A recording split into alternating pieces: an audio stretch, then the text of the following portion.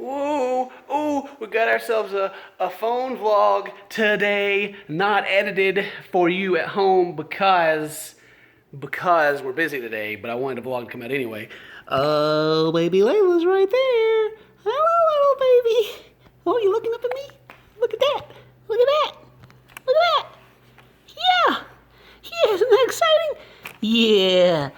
Oh, I am super hungry. Super flippin' hungry. We had some pizza last night. Good old pizza boxes. Freaking fantastic. Mwah, mwah, delish. I'm just looking at this phone is on my, this camera's on my phone, and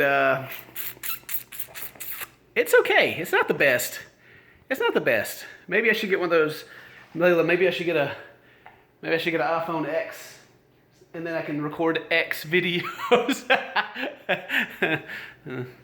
Man, editing would make that so much more funny.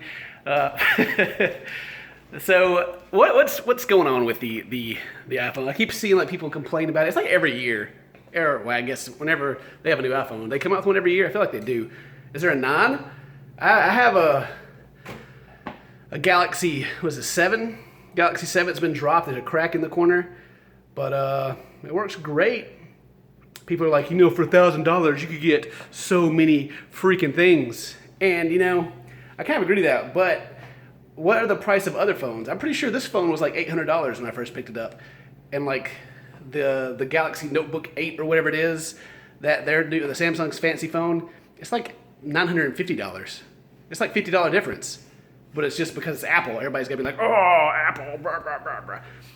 Personally, me, from using both types of phones, I think the last iPhone I had was like an iPhone 6, maybe? Was it 6? Either way, I used to use iPhones, and I always liked like the system, like the how you chat to each other and all this stuff. Like this one has this weird thing where you drag your thumb across, and then like the touchpad is kind of weird. Like I'll be trying to type out words, and it's like trying to correct me to crap that I don't want it to be. So yeah, I'm torn. I wish I could just combine them, but maybe you can, because apparently the Android phones you can customize to your heart's content. Are you hiccuping over there? But anyway, I've seen a lot of memes about the iPhones, and they all make me laugh. They're just like the face recognition. That's the big thing. Like the NSA must love the face recognition. And then there's like I got it saved on my phone. I'm gonna put it on Twitter later. I found a little artist thing of Bruce or Batman scanning his face to get into his phone. It's like, Bruce Wayne identified. Thank you. Welcome back, Bruce Wayne. And he's like, as Commissioner Gordon's behind him. I thought stuff like that was funny. And then, I don't know, just all the people trying to get into your phone. It's just, I don't know. If you have an older phone, keep your older phone. That's all I'm saying. You don't have to get a new phone every time a new one comes out, because it's not that much better than the last. It's really not. It's like tiny little step up. And they do that on purpose. I'm not saying they do that for sure, confirmed, but if I was them, I would do it on purpose. Like barely increase the technology every time, so people will pay again for just a tiny step up. When sure, we could make it way better, but we won't, because then where would we go? We'd be at the top already, you know? We'd be at the top. We gotta have places, we gotta leave ourselves room to make it better in the long run so we can keep selling phones. So if you have an old phone, just keep it, because the next phone's not that much better. But the camera's got all these megapixels. Then just go buy a freaking $300 camera that has more megapixels than that. But it's not the same. It's the same. Shut up.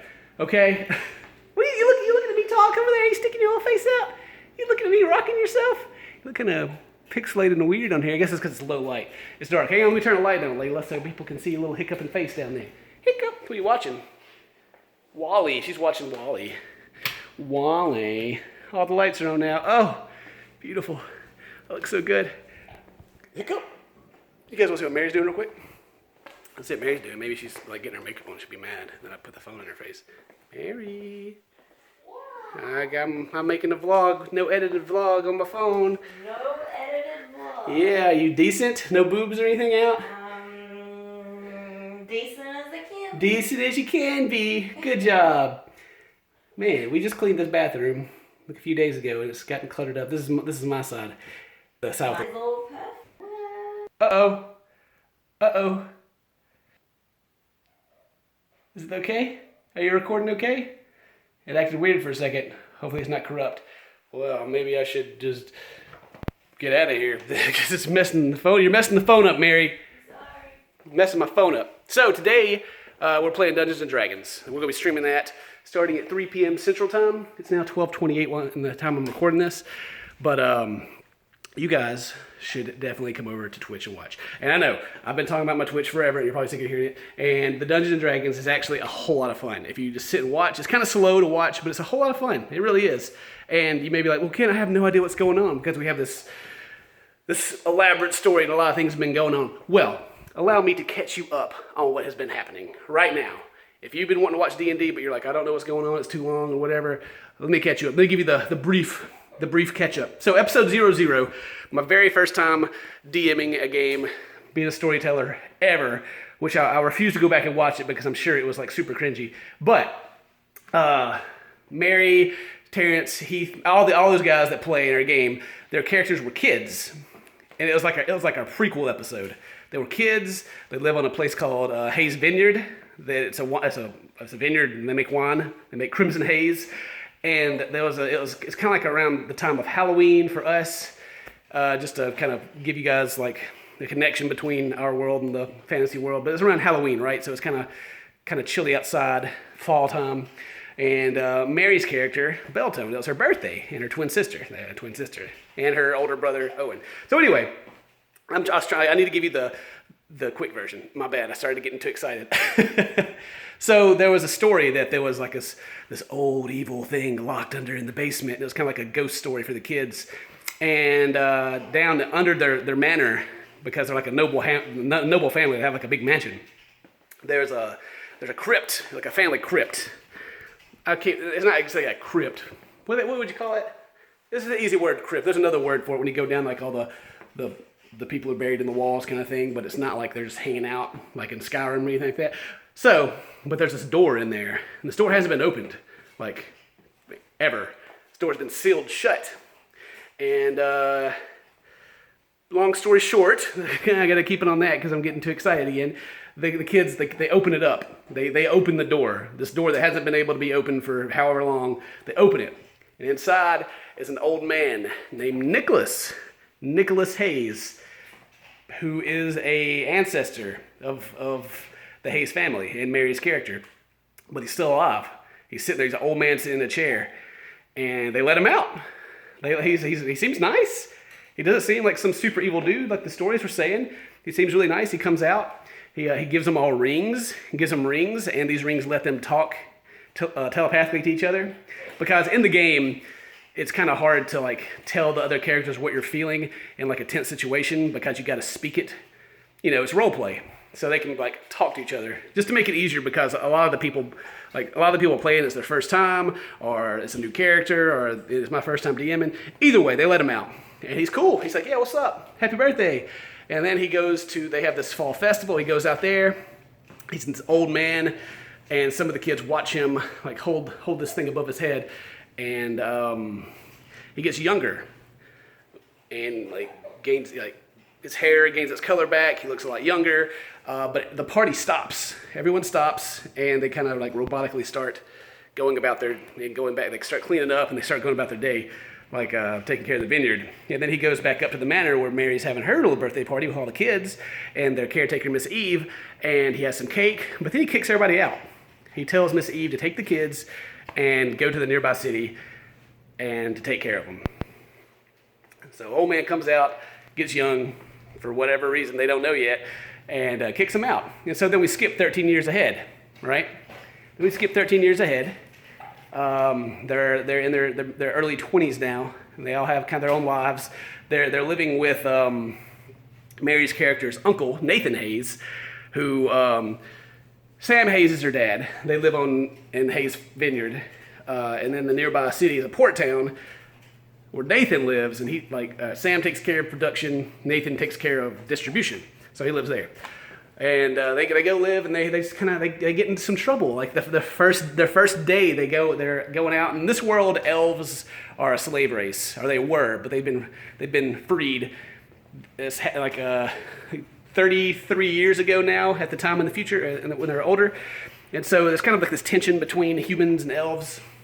still, because humans have made elves their slaves for like the last 1,000 years. Anyway, so the paladins. This is a holy city. There's more story to that, but this is a holy city, so the paladins kind of run the place.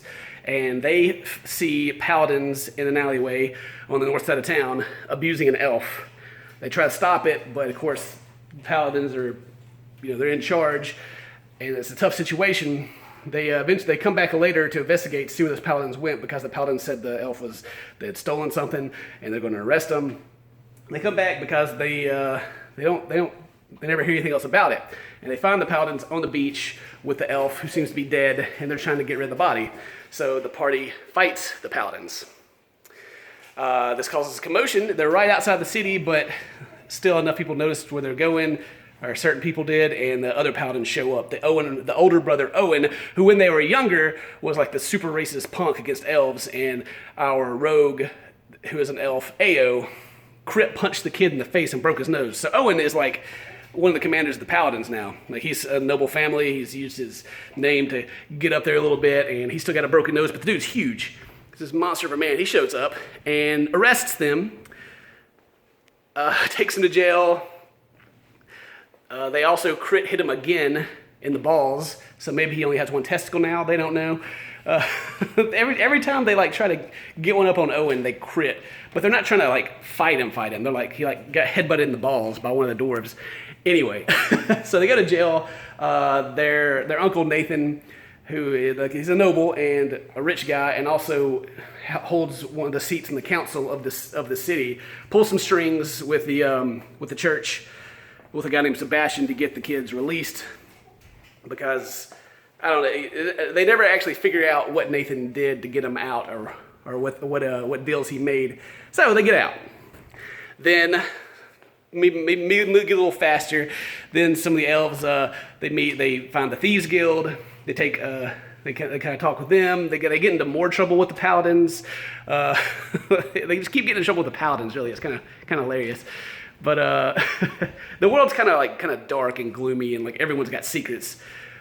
They find a book, and they read this book, and it kind of takes them back. It seems to take them back in time to a child's memory, and they play through this kid's memory as it seems like what kind of the world was like before the humans showed up, and it was all nice, and they show up, and there's this fight, and the elves are dying. They have to help this kid escape out of town in this kind of dream sequence, which is really cool. They see a dragon, and then there was an assassination attempt on their family. There's just kind of some filler stuff that happened. I mean, it's not really filler. It's important to all the characters, but then they went to a dungeon. The Thieves Guild got burnt down by Owen, because Owen seems to have a problem with the Thieves Guild.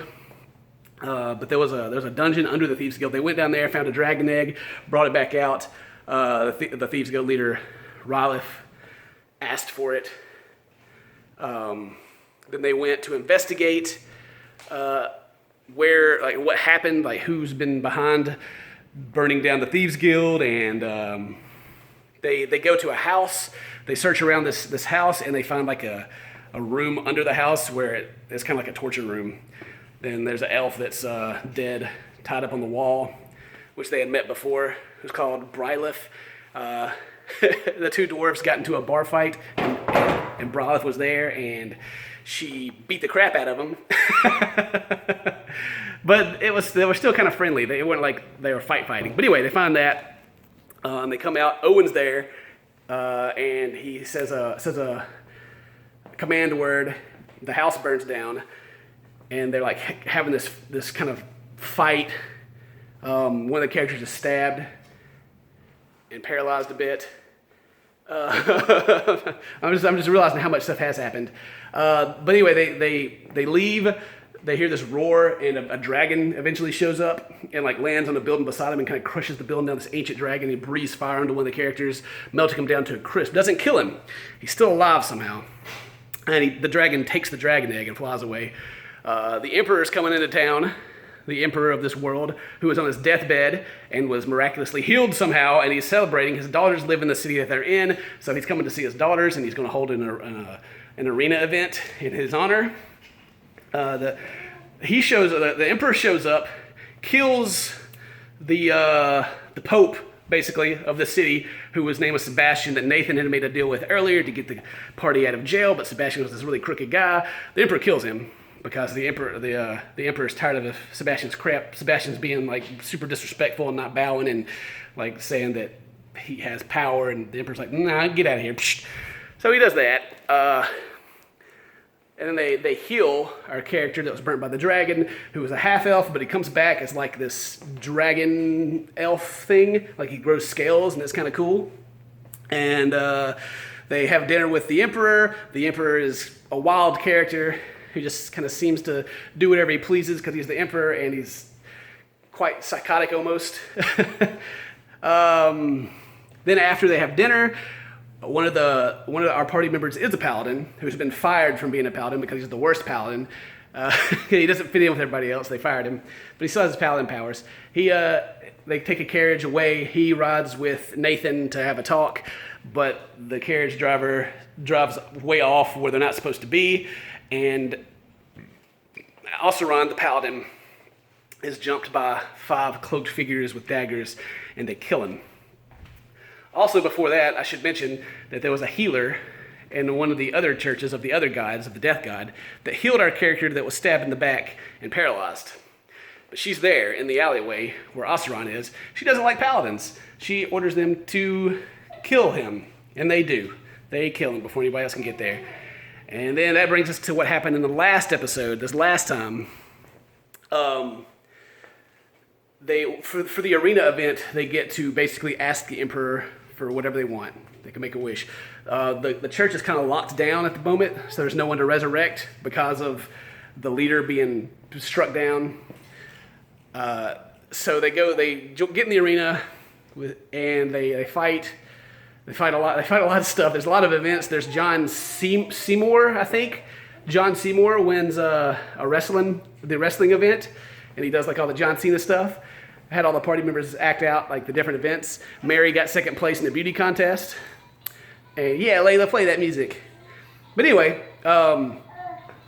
then our other dwarf, Scran, makes it to the last round, like the main event, where he fights like this old legendary arena guy. He's pretty old, but they fight, and at the same time, Oseron has like a visit from a not a god, but some holy avatar, possibly, and pretty much has a ghost quest where he also fights something in the arena. Oseron beats this thing in the arena that has he's got like strings attached to his fingers, like he's marionetting somebody, like puppeteering someone, and he beats that, which leads to Dane's character winning the arena.